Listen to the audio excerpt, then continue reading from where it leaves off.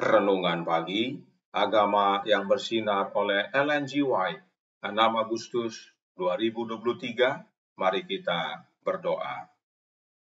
Bapa kami yang di sorga, Allah pencipta langit dan bumi, laut dan segala isinya, Allah yang maha besar, maha kuasa, sumber segalanya, yang kami sembah selalu melalui anak-Mu yang tunggal, Yesus Kristus. Terpujilah Yesus, anak Allah yang maha tinggi, yang adalah roti hidup dan air hidup bagi kami. Pada pagi hari ini kami bersyukur boleh bangun dan berbakti, dan sebagaimana membaca dan mendengarkan nasihat firman-Mu, kiranya ini menjadi pembaharuan bagi kami semua. Kami menjadi umat-umat yang menurut kepada Kristus dan melakukan keadilan. Beserta kami sepanjang perbaktian ini, kehendak-Mu yang jadi, ampun kami akan dosa dan salah, karena kami berdoa hanya dalam nama anak Allah yang tunggal, Yesus Kristus, yang adalah Tuhan dan Juru Selamat kami. Amin. Renungan pagi hari ini tanggal 6 Agustus 2023 berjudul Melakukan Keadilan.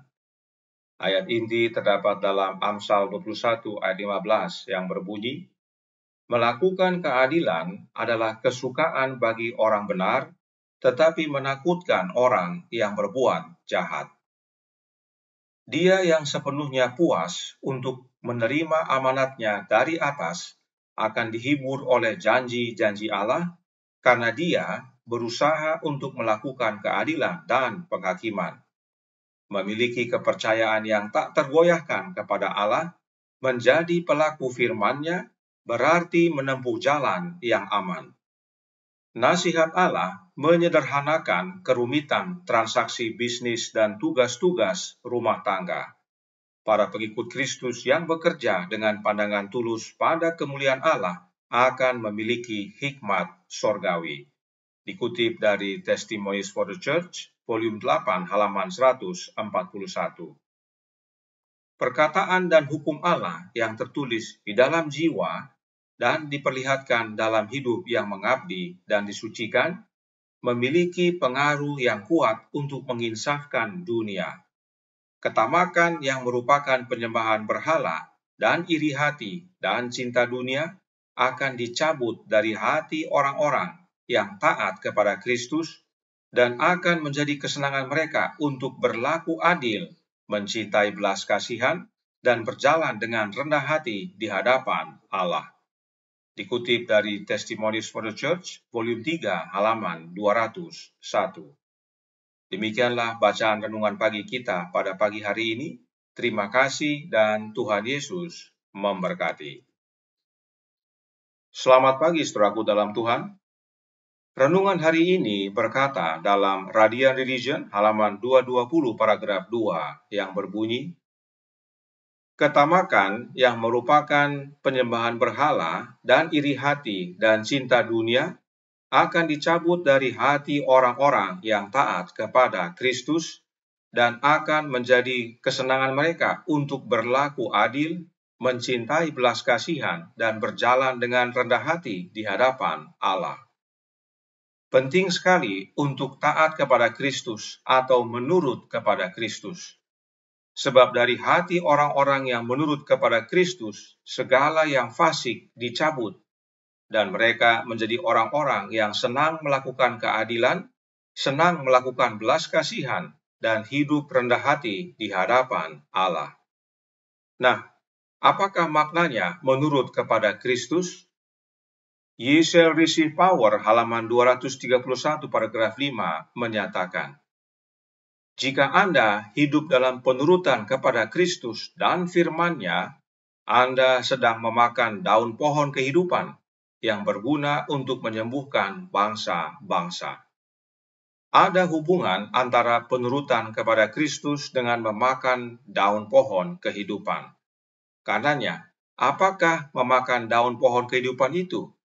Kita baca penjelasannya dalam suratnya nomor 4 tahun 1902 paragraf 6. Mengambil firman bagi diri sendiri untuk kebutuhan rohani kita adalah memakan daun pohon kehidupan yang menyembuhkan bangsa-bangsa.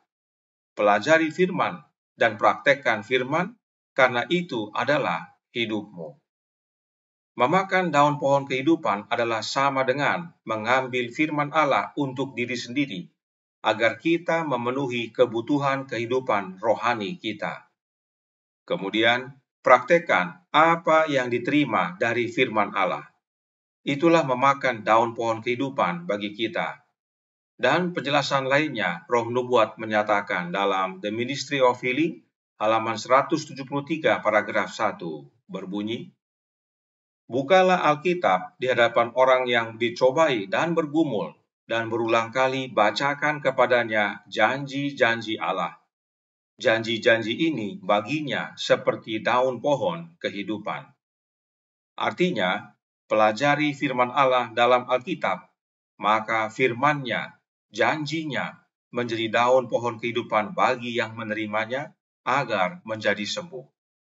Satu lagi kita baca dalam Lift Him Up halaman 109 paragraf 6 menyatakan, Kristus menyatakan bahwa jika kita memakan dagingnya dan meminum darahnya, kita akan memperoleh hidup yang kekal. Firman-Nya akan menjadi seperti daun pohon kehidupan bagi kita, jika kita mau percaya kepada Kristus sebagai juru selamat pribadi kita.